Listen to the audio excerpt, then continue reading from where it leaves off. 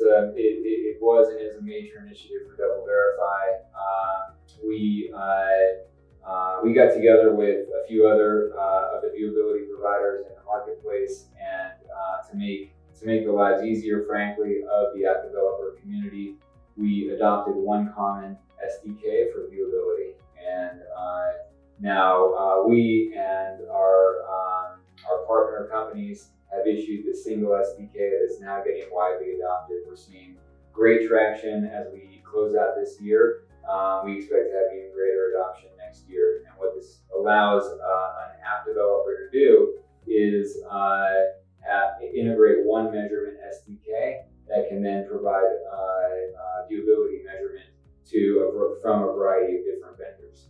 That makes a lot of sense. Are there plans for this solution to encompass more than viewability, or is that right now we want to tackle viewability first and worry about some of these other things that DoubleVerify is focused on in future iterations? It was hard enough to get the viewability. Fair enough. Let's focus on viewability for the time being.